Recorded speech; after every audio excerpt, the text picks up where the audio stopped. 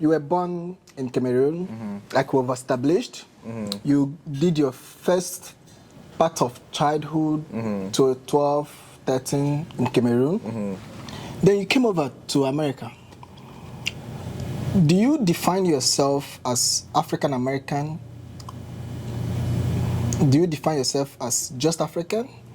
Do you define yourself as Black American?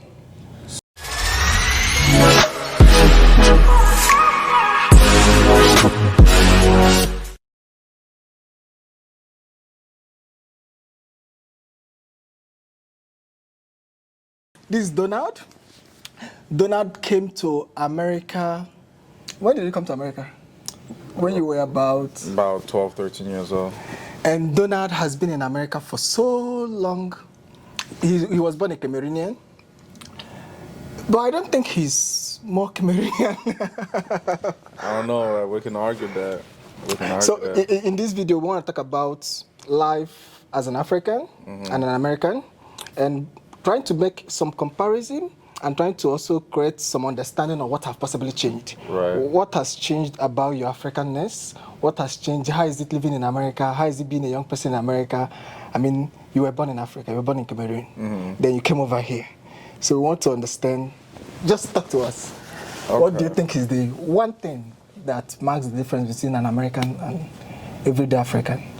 There's a lot of changes, to be honest with you. You know, even though in Africa there's struggles, and when you see America on TV, you think, oh, you're coming to the promised land.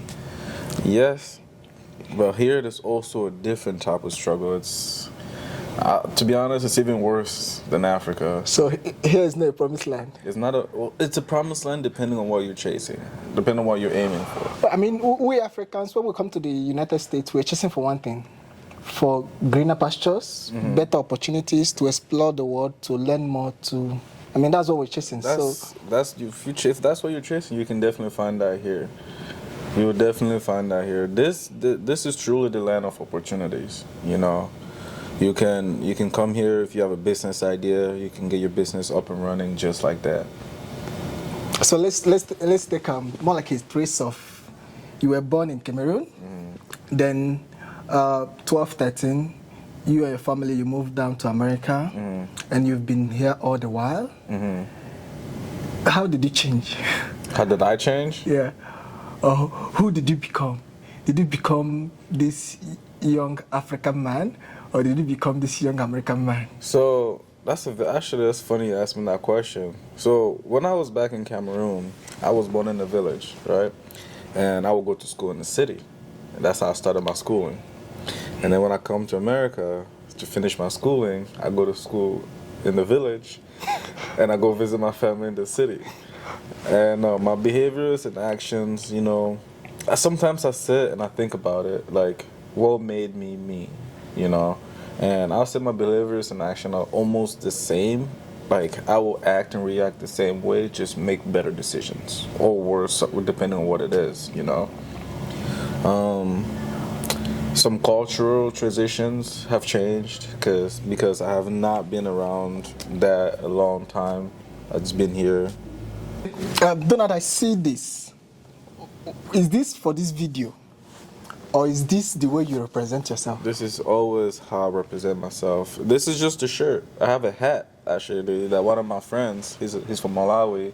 Well, he was born here, but his family's from Malawi. And he understands that this is who I am, this is what I do, this is what I represent. He gave me a hat with this on it. Do you think you have an accent when you speak? An accent? With some words, it comes up. American accent or Cameroonian accent? In some words, that my African accent shows up. But in altogether, my accent left me. And I'm very sad about that, man. So what indigenous languages do you speak from Africa? I speak my village language, not fully, but I understand it fully. I speak my mom's language, my dad's language. Oh, you okay. I think this solves the question: are you more African or more American? I guess that because in terms of language, you still hold on to your African No, roots. I have to. I have to. Back in Nigeria, for those that don't know, I'm from Nigeria. and we're here in America making this video. And back in Nigeria, I used to know people who come to America 10 years, 20 years, they never came back to Nigeria. And the only reason is that they don't want to come home empty-handed. Right. So what does that really mean? You want to give people millions? Not millions, just What do you want to give people? just something better, you know. Whether it's not even empty hand doesn't necessarily have to be with money. It also has to be with what I learned, like with my mindset, my education. Like I want to give back. When Sorry I to come interrupt you. When do you think, or what measures do you think will make you feel like, yeah, I've gotten enough to go back home, I'm not going empty-handed? I mean, I want us to give this a gauge. Well, when I'm not struggling here either. Are you struggling here? Yeah. Is there struggle in America? Again, we can talk about this for a good 5 I didn't know hours. that. This a struggle here in America, you know.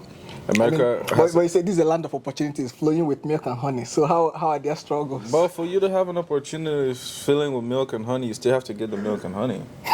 Right? You know, you still have to get that milk and honey, and for you to get that milk and honey, there's a period of time where you have to struggle. You have to set yourself up for either your future or, you know, but there will be there's a period of time where you struggle. And when a lot of people here struggle, they break. Well, I know American society is, when it comes to struggles, believe me, the struggles in America is not the same as the struggles we have back home. Not even close. It's a different kind of struggle.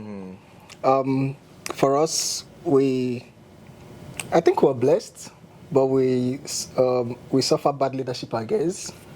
So one big thing that helps, that we're blessed with the struggling back home is, you know, when I grew up, I would always learn it takes a village to raise a kid. Yeah, the community lifestyle, the community. And yeah. Back home, they're huge on that. You know, if you do something bad and someone else's mom sees you or someone else's dad sees you, they can beat you. They can punish you. They can say you're doing a bad thing.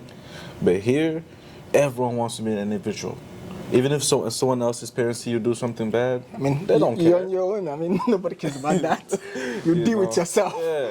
But don't you think it makes people more responsible and people grow up better? No. I mean, just take this for example.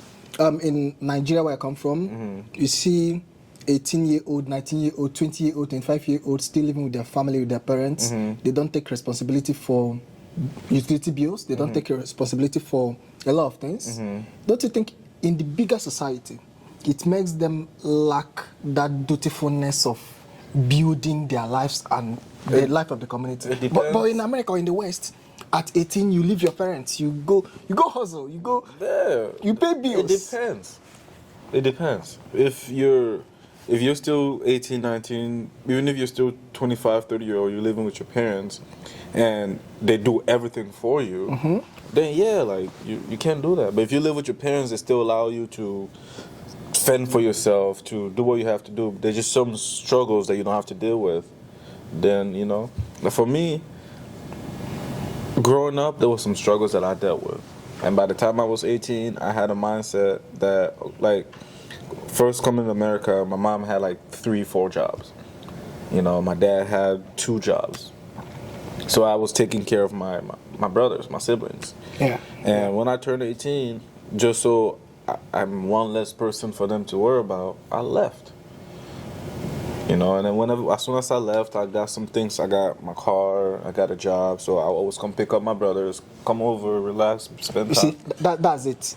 You left, you were 18, you left. As soon as you left, you got a job, you got a car, you know, you got things going on. But in Africa, it doesn't always work that way. You leave to even get, you just got a car, you just got this. To get these basic things is quite a struggle. Right. So comparing those kind of struggle with what you have experienced in America, even though you saw it as a child in Africa, where do you think someone should raise or should grow up?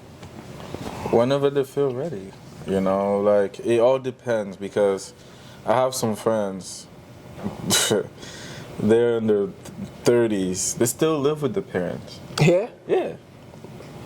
They still live with the parents. African families? African and American. Not really American, but African. I need that. I need that. But I mean, I appreciate we having this community, we having this family. We're family-oriented people. We have a community. I think it's beautiful. You know, I've lived in Sweden.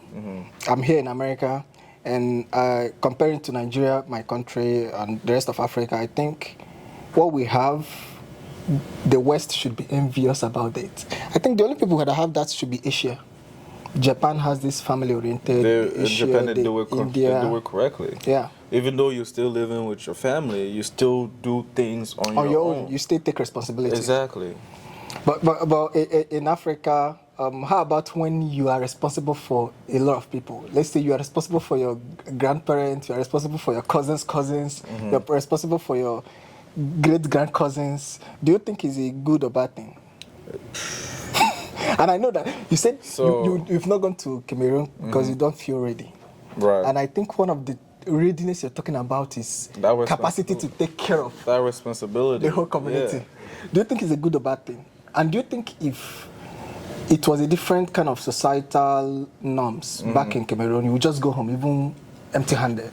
Do you think you would just go? I mean, it's not that they, like, my family put that on me. You put it on yourself? I put it on myself. Yes. You know, even, again, when I was 12, 13, I came here, I said, wow, like, this is different, this is this and that. So even if I believe, for my personality, even if I was somewhere else, I still believe I would have had that, I would have put that on myself, you know. Like, my cousin, whenever he calls me, he always has something bad happening. He always has something bad happening, and when he has something bad happening, I have even, like, it's not worse than him, but I'm going through something bad too. Interesting. So how do you guys deal with yourselves? I mean, I try to, as much as I can, I try to meet in the middle. Yeah. You know, I'll say, okay, something bad that's happened. It's always been solved with money. So I'll be like, okay, I have $10 extra that I can throw down, even though I won't have anything. But I was able to take on my problem.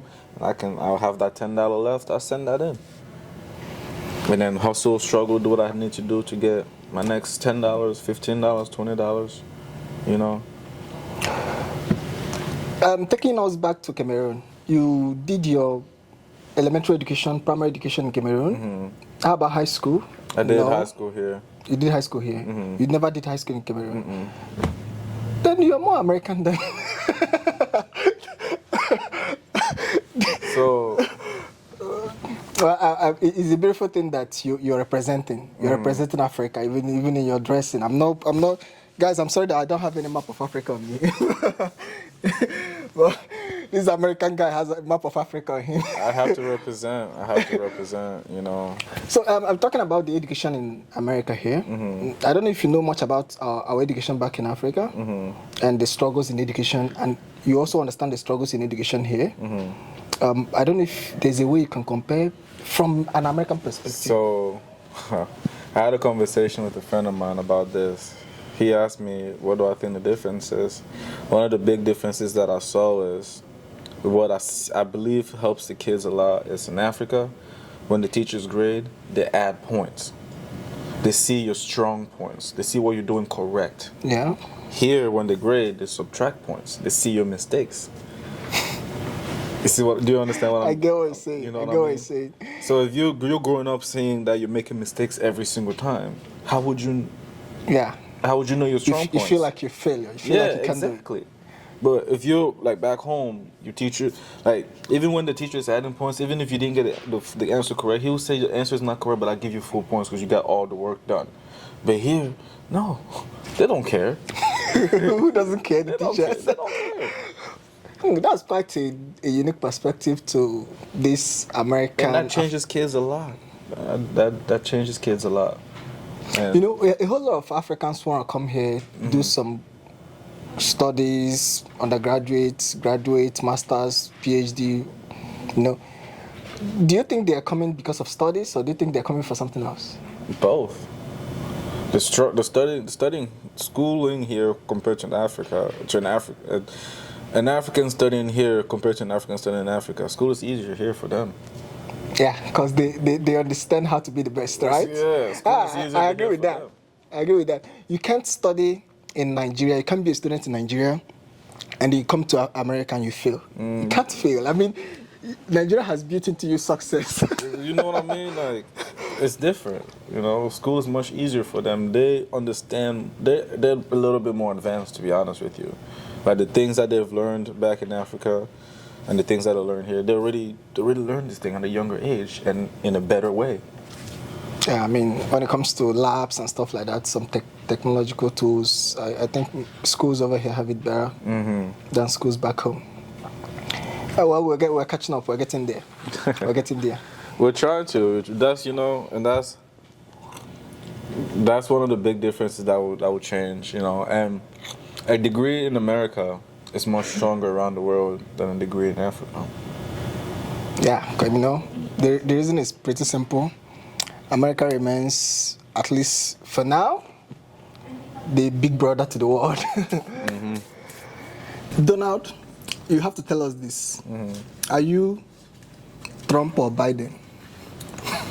Okay, now I think I have to rephrase this. Are you Democrat or Republican? Or, okay, what are you? Just tell us, what are you? Well, I don't deal with politics. Oh, you look like a politician.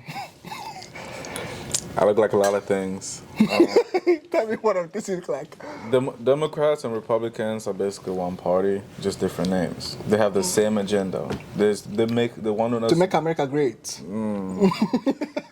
They want us to believe we have a freedom of choice. At the end of the day, you don't believe that? No. We won't go into that. We won't go into that. So, you were born in Cameroon, like we've established. You did your first part of childhood to 12, 13 in Cameroon. Then you came over to America. Do you define yourself as African American? Do you define yourself as just African? Do you define yourself as Black American? So, again, I'm a definition of an African American because I'm African and have an American citizenship now. So I'm an African American. American, yeah. If it's a Black American, he's American. Why did they say an African American for them? It's just an American. If it's a white American, they don't say white American. But I've met some Black people here who identify in the community of Blacks. They don't want to just say American. They want to be referred to as part of their community, distinct identity. Black, you know, even see associations, Black engineers, Black this, Black that. And these are people who grandparents are Americans, who have been here for ages, for a long time. So why do you think that they have this distinct community? And I want to ask, are you part of that community? That's a good question. The thing about it is, with the teachers around here, they want you to try to keep the roots, even though a lot of the actions and behaviors don't correlate with that. They want to keep the roots. They don't want to be considered just American because being an American sucks. Well, I didn't hear that. we never said that here. Did you hear anything? I didn't hear anything. You know. So, talking about life in America here, I'm actually trying to understand what it means to be someone who is deeply rooted in Africa and also deeply rooted in America. And I'm trying to also to understand behavioral differences between you and other members of the society that is not distinct to you, that is more of something of your community. I also want to also talk about stereotypes. What stereotypes do you come across? I'm not talking about racism. I'm talking about the stereotypical things people could say. It could be positive or negative. It could be negative. So, but not racism in quotes. In the Black community, a lot of stereotypes that you see is we're always angry, we're always dangerous, we're always trying to steal. You know, and as a Black American, just because of the way that they're treated, they don't want to they will consider themselves American because they know they've been treated very poorly here. So they want to still keep the roots from back home, even if it's been generations that Yeah. they spent here.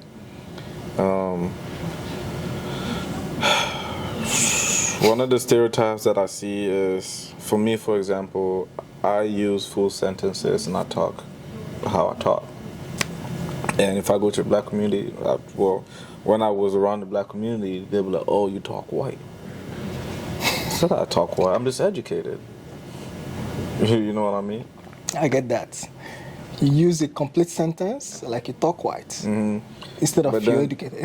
But then, with them is the education system is really poor. It's already poor. So as kids, you don't want to deal with that. So they don't pay attention to that. They don't read. They don't do that. And those people that don't read or do that, they're showing this stuff. They're showing the words. They're showing what they want to say, and they use the derogative term because that's what they grew up around. Let's hit the nail on the head. What kind of racism have you felt or experienced personally? Having lived there for many years. Having lived here, a few, from sports to school, to just walking around minding my business, to just driving minding my business, a lot. So this racism, is it that you came from Cameroon or you came from Africa, or Just is it 'cause more I'm- like your I'm skin black. color? Just Yeah. because you're black. So even once they see you as a black man or black woman, they don't really care where you come from. They're like, well, that's already a black person. Like, recently, I believe, winter 2022, fall transferring to winter 2022, a friend of mine, he's mixed. Well, he's light-skinned, but he's African too. Well, his mom is African, he's American. And we went to a gas station, and we were trying to, I forgot what we were trying to get. Anyways, we went to the gas station, and this white man just comes in. He was a little bit drunk, and he goes, "Look at this N-word right there," and he's talking to me. Usually, as a stereotypical black man, I would be angry and trying to fight him, but as an African man, and I take my time to read about the culture and read about this, I just stand there and say, "Sir, like, at the end of the day, do you know the definition of the N-word? Like, do you don't mind if I say it?" Don't say it here because Okay. it's not acceptable for us. It doesn't exist in our Do dictionary. you know the definition of the N-word? Yeah. He goes, "Yeah, that's you." I said, "No, it means I'm forgetting it now." Let's leave this story back. Let's talk about the beautiful part of America. You know, what do you enjoy most about here? The freedom. What does that mean? The freedom. I can almost do kind of whatever I want. You know? But you're an adult. You can do whatever you want anywhere in the world. I mean, maybe when you were a kid you can't, but now I think you should. Yeah, that makes sense. But you know, How is it different? How is it unique to America? Why do you think this part of things you enjoy so much in America? And I know you've traveled around the world. We'll talk about your travel very soon. you know, in other places it's harder to do things than it is here in America. You know, but here you can do just about anything you want. How about what you want is not acceptable? Maybe by the wanting of stereotypes, or by the wanting of law, or by the wanting of the community you find yourself. Get a group of people. And if you have a group of people that agree with you, you can change anything you want. America, the land of freedom. The land of freedom, man. Freedom to be whatever you want, anyhow you want it. Freedom to be crazy. You know, you can do whatever you want. If you get a group of people that agrees with you, that share your same value, same vision. Now, there's something I've been thinking, you know, I know America is big, but I never knew it was this big. America is huge. I never knew it was this huge. I mean, you could be in one part of America, and the other part is like you're going to some other country. Yep. You're going to some very far place. Air flights are quite very expensive, unlike in Europe. In Europe, with can just take few the bus. euros, you can just take a train from. You move from Germany to France. You could just move. You move from Austria to, you know. But here, you can't. You have to plan a trip to another state. You have to really, really plan it. If you're driving, you can take 2 days on the road. So you're driving, you can take up to 4 days on the road. It's really. I never knew it was this large. America is huge. Even in one state, to move from one part of the state to other part of state is like, oh my God. So I want to ask, what was your most favorite state or favorite places in America? I haven't visited all 50 states yet. I can't really answer that question, to be honest. So far, from your fun experiences, So different states that I've been in different areas in my life, and I've enjoyed different things, so when those things that I enjoyed, I can go to a state and enjoy that thing, and I say, oh, this is the best state ever. But then, like, the next year, I stop doing what I was doing, and I go to a different state. I can be like, oh, this is the best state here, So it all depends on what you like. It all depends on what you like, And so far, my least favorite state based on experience is Texas. But I haven't really experienced Texas like that. America, land of opportunities, land of freedom, like you mentioned. You can be whatever you want here. And one of the things I think people actually care about is, how do you make money in America? You make money in America? Wait, have you made your first $1 million? I'm still here. I haven't visited back home, have I? Okay. Once you hit $1 million, you visit back home. Once I hit $1 million, so I'll be coming back and forth. So what's stopping you? I mean, you've been here for quite some time. So what's stopping you from hitting the 1 million mark? That's the millionaire mark. I'm still working on it. There's nothing stopping me. I'm just still working on it. How do you make money in America?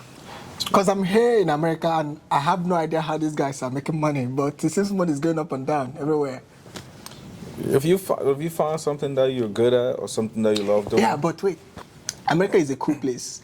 I came here and these guys are offering me credit card with money. You should just spend it anywhere. I mean, I was just offered credit card with money inside of, and I can just spend in whatever I want. You can, but don't forget you have to pay it back. Yeah, don't forget when you pay it back, most of the time you pay it back with interest. Yeah, but I mean, it's good because you, at least for the meantime, you've got something. So if you want to talk about credit card, when I was young, I moved out of my parents at 18, and there was a lot of things that they were not taught, so they were not able to teach me, that I had to learn by experiencing. Credit cards. I got me a credit card, and I said, let me get another credit card. I used that credit card to pay the other credit card. That's interesting. And that's not a smart idea. Okay. Because you can't use a credit card to pay another credit card, and then you use that to pay that. Even though it might work for a certain period of time, but then it can't sustain that. You can't sustain that at all. So that takes us back. How do you make money in America? You make money in America by, if you're good at something or you enjoy doing something, just get even better with it and stick with it. Kids get paid to play video games. Yeah, I mean, we see these things on YouTube. We see, it's beautiful. Kids get paid to play video games, man. That's crazy. Just play a game, enjoy your game, and you make money. Mm-hmm. Where does that happen? In America? I'm telling you, and then when it happens in America, everyone else around the world follows because everyone wants to be Americans. So video game is the way. If you're good at video games, yeah. If you're good at singing, if you're good at dancing, even if you're good at talking to people, you make money. You can make money. You can be a motivational speaker. All you gotta do is tell someone you can do it. Donald, you can do it. I need you to catch me up. You can do it. Oh, I'm not the one paying you. That's need motivation. I'm still working. Oh no, me. I'm a motivational person. I motivate myself. The much I've learned about the American system, comparing it to Europe, is quite interesting. I see lots of differences, but I also see why America is America. Mm-hmm. Especially when it comes to money and money issues and stuff. If you have something you're doing, you'll find someone willing to pay you to do that stuff. Exactly. If you just have something you're doing, you will find someone they'll pay you. Pictures. Yes. Taking pictures, taking videos. Again, just talking to people, motivating people.